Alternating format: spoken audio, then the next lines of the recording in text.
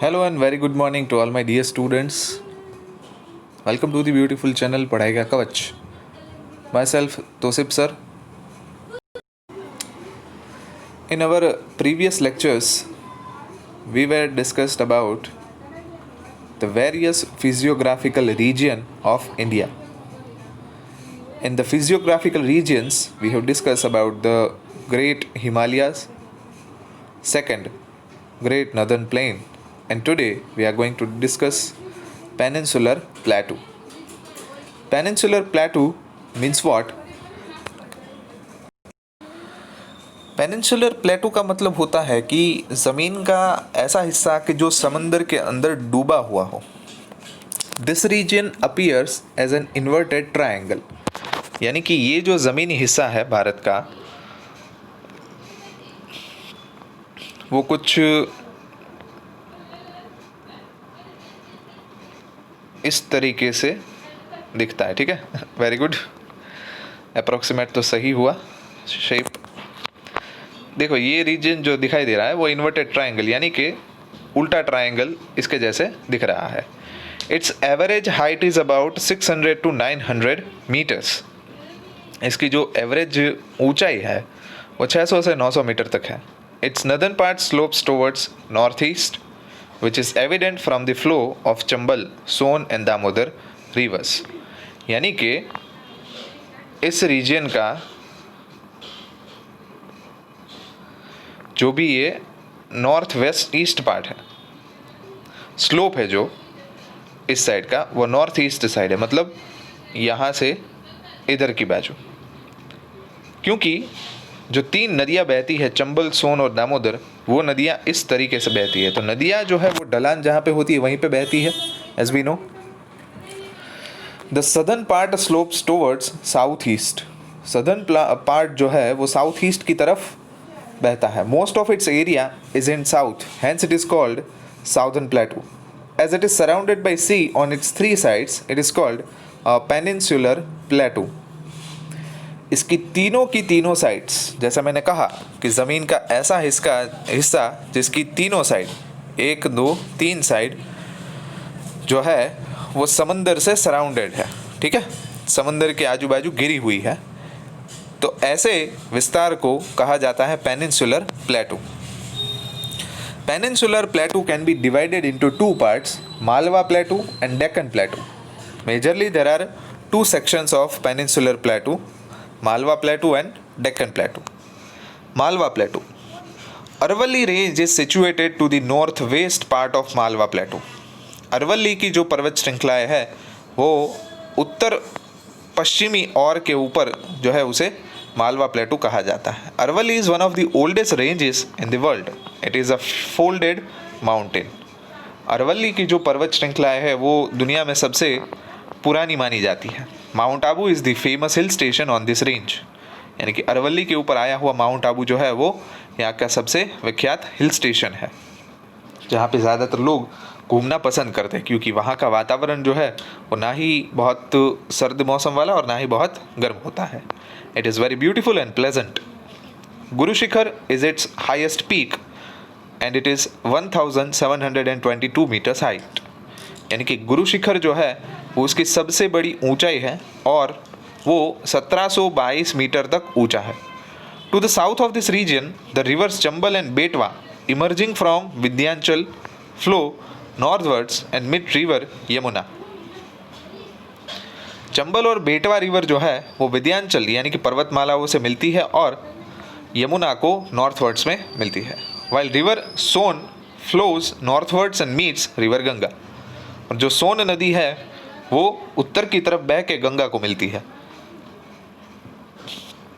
It can be known from the direction of river flow that the region slopes northwards. यानी कि नदियों के दिशाओं से हम जान सकते हैं कि ये स्लोप जो है यानी कि ढलान जो है वो उत्तर दिशा की तरफ बहती है. The north eastern part of this central upland is known as Bundelkhand. यानी कि उत्तर पूर्वी जो इलाका है उसे बुंदेलखंड के नाम से जाना जाता है. Besides this river Luni and Banas also originate in the Aravalli range in northeast. उत्तर पूर्वी इलाकों के अंदर जो लूणी और बनास नदी है वो ओरिजिनेट होती है. This rivers vanish in the Rann of Kutch while Sabarmati and Mahi rivers meet the gulf of Khambhat. ये नदियाँ जो है वो कच्छ के रण के अंदर मर्ज हो जाती है और साबरमती और मही नदी ये खंभात के अखात जिसे कहा जाता है गल्फ ऑफ खंभात उसके अंदर मिल जाती है. हमें मालूम है कि नदियाँ जो है वो आखिर में जाकर समंदर को मिलती है. From the flow of this reverse it can B ascertained that the western part of Malwa Plateau slopes towards south west. Malwa प्लेटू का जो पश्चिमी भाग है वो दक्षिण पश्चिम की ओर ढलान वाला है. Rajmahal hills and Shillong plateau are a part of Chota Nagpur plateau which also includes Ranchi plateau. दूसरा है डेक्कन प्लेटू.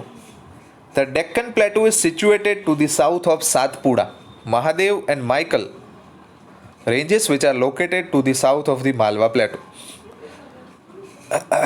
डेक्कन प्लेटू जो है वो सातपुड़ा के दक्षिण के अंदर लाई करती है. महादेव और माइकल रेंजेस जो है वो भी मालवा प्लेटू के अंदर साउथ में यानी कि दक्षिण में लाई करती है. The north western parts of the plateau are composed of lava deposits. यानी कि उत्तर पश्चिमी जो इलाका है प्लेटू का उसके अंदर लावा से बना हुआ है. On the western side its border is demarcated by Western Ghats which runs north south along the Arabian C coast. इसकी जो बॉर्डर है its border is demarcated by Western Ghats which runs north-south along the Arabian Sea coast. It has several local names. It is known Sahyadri in Maharashtra and Karnataka, as Nilgiri in Tamil Nadu, Annamalai and Cardamom ranges along the border of Kerala and Tamil Nadu. यानी कि जो ये डेक्कन प्लेटू की borders है वो western Ghats के अंदर follow करती है which runs north south along the Arabian C coast. It has several local names. वहाँ पे उसके अलग अलग नामकरण किए गए हैं. Known as Sahyadri in Maharashtra and Karnataka, Nilgiri in Tamil Nadu, as Annamalai and cardamom ranges along the border of Kerala and Tamil Nadu. This southern portion of Western Ghats is more lofty. यानी कि जो पश्चिमी घाट का दक्षिणी हिस्सा है वो बहुत ही ढलान वाला है. Generally, the average height of Deccan Plateau ranges between 900 to 1000 meters. Deccan प्लेटू की जो ऊंचाई है वो 900 से लेके 1000 मीटर तक बढ़ती है. But at a few places it exceeds that height. Few isolated hills having more than 900 meters of height from the eastern boundary of this plateau. This is called Eastern Ghats. It has a general slope towards southeast which is evident from the direction of the flow of the rivers. Except rivers Narmada and Tapi which flows westwards, most of the rivers of Deccan Plateau flow eastwards and meet the Bay of Bengal. पूर्व दिशा के अंदर भी जो ये प्लेटू है और उनकी boundary है उसे ईस्टर्न घाट के तौर पे जाना जाता है. उसका जो स्लोप है यानी कि ढलान है वो दक्षिण पूर्वी इलाकों के अंदर है बिकॉज वहाँ पे नदियों का बहाव है. नर्मदा और तापी कि जिसका बहाव जो है वो पश्चिम इलाकों के अंदर ज़्यादा है, लेकिन उसके अलावा जो बहुत सारी नदियाँ हैं वो डेक्कन प्लेटू के अंदर पूर्व की दिशा में बहती है और बंगाल के अखात को यानी कि बे ऑफ बंगाल को मिल जाती है, खाड़ी सॉरी. फोर्थ वन इज यानी कि fourth physiographical region of India coastal plains. यानी कि समंदर किनारे के नज़दीक जो भी मैदानी प्रदेश है उसके बारे में कहा गया है. Peninsular plateau is surrounded by a narrow belt of plains from Kutch to Odisha. It is divided into western and eastern coastal plains. यानी कि ये जो मैदानी प्रदेश है इनको दो विभाग में विभाजित कर दिया गया है, पश्चिमी और पूर्वी के समंदर किनारे के मैदानी प्रदेश. The west coast plain is spread from Gujarat to Kerala, यानी कि जो समंदर किनारे के रास्ते हैं वो खास करके गुजरात से लेके केरला तक बढ़े हुए हैं। Except in Gujarat the plain is mostly narrow, Gujarat के अंदर इसकी चौड़ाई काफ़ी ज़्यादा है, लेकिन गुजरात से बाहर निकलते ही इसकी जो विड्थ है वो कम हो जाती है। It is very much undulating and is known as Malabar coast to the south of the Goa. West coast rivers have developed creeks at their estuary west coast rivers have developed creeks at their एस्चुअरीज।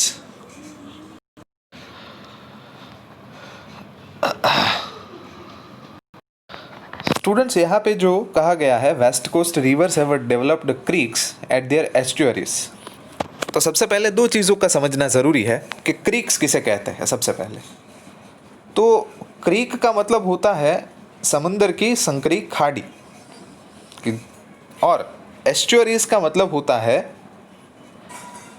नदी जहाँ पे समुंदर को मिलती है वहाँ का एक छोटा सा प्रदेश। तो जो नदियाँ हैं वो समंदर पे जहाँ पे मिलती है वहाँ पे वो क्रीक्स यानी कि छोटी छोटी संकरी खाड़ी जो है वेस्टर्न कोस्ट के अंदर डेवलप करती है, यानी कि पश्चिमी घाट के अंदर, पश्चिमी प्रदेश के अंदर जो नदियाँ है वो ऐसी संकरी खाड़ी जो है बनाती है जहाँ पे रिवर्स समंदर को मिलती है।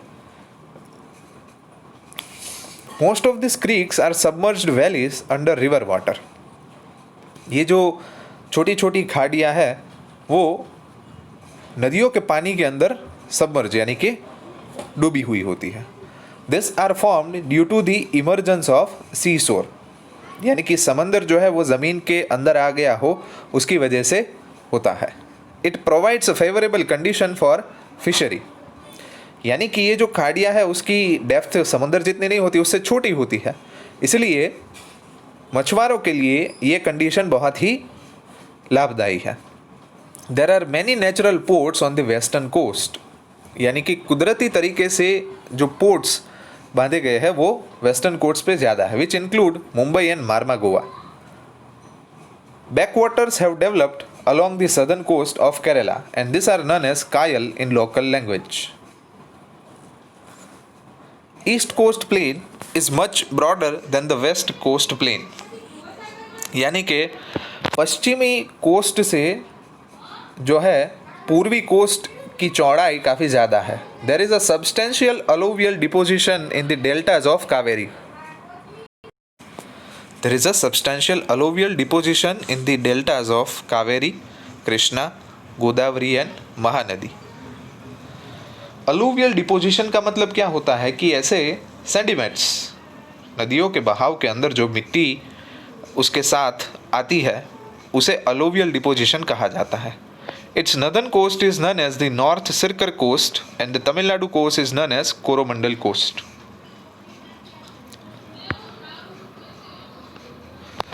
उसके बाद है आर्कीपेलागोस। There are few archipelagos in India. We know students, the archipelagos means the group of islands, यानी कि द्वीपों का समूह उसे कहा जाता है archipelagos. Andaman and Nicobar, Lakshadweep are major archipelagos among them. Andaman Nicobar और लक्षद्वीप जो है इन सभी में से सबसे बड़े आर्कीपेलागोस है, यानी कि द्वीप के समूह है। There are many smaller islands in Lakshadweep and this are located at some distance off Kerala coast. This islands have a horseshoe shape. Such coral islands are called atolls. Andaman Nicobar Islands are situated in the Bay of Bengal. Here, the number of islands is also more and 3 are situated very far from Indian coast. यानी कि इस Iceland जो है वो बे of Bengal के अंदर एक तो है और दूसरे है लक्षद्वीप जो कहा जाता है वो केरला के नज़दीक है, यानी कि एक भारत के वेस्टर्न पार्ट में है और एक भारत के ईस्टर्न पार्ट में है, और उसमें से कुछ कुछ तो भारत के समंदर से बहुत दूर सिचुएटेड है. There are few mountain ranges some of which are form due to the volcanic activity. This islands are spread over 350 kilometre and have a strategic importance. The only active volcano in India is Barren Island in Andaman Nicobar archipelago. Narakonam, which is very near to it is a dormant volcano. Dormant volcano का मतलब होता है कि ऐसा volcano कि जो अभी erupt नहीं हुआ, मतलब वोल्केनिक इरप्शन उसके अंदर नहीं हुआ, फूटा नहीं है लेकिन फूटने की संभावनाएं है. Thus, there is a diversity in the physical features of India. Every region has its own distinct characteristics, and yet all regions are interconnected. All of them have important contribution in the progress of the nation and are useful in the forest resources. Northern fertile plains are also called storehouse of grains. Southern plateau is rich in many mineral resources, which has enhanced the national progress. Many rivers with large volume of water originate in the northern mountainous region, which is also known for a variety of forest resources. यानी कि भारत की जो विविधता है उसके अंदर northern plains जो है खास करके उन सभी का नेशनल प्रोग्रेस में काफ़ी कंट्रीब्यूशन है. भारत का उत्तरी भाग जो है वो स्टोर हाउस ऑफ ग्रेन के पेट नेम से जाना माना है, क्योंकि पंजाब आ रहा है, वहाँ पे गेहूँ और चावल का उत्पादन सबसे ज़्यादा होता है. सदर्न प्लेटू जो है यानी कि दक्षिणी प्लेटू का एरिया, उसके अंदर मिनरल रिसोर्सेज ज़्यादा है. सो इस तरीके से हमारे हर एक फिजियोग्राफिक रीजन ने हमारे भारत के प्रोग्रेस में कंट्रीब्यूट किया हुआ है. तो यहाँ तक रखते हैं स्टूडेंट्स. नेक्स्ट लेक्चर में रॉक्स के बारे में आगे पढ़ेंगे. Thank you.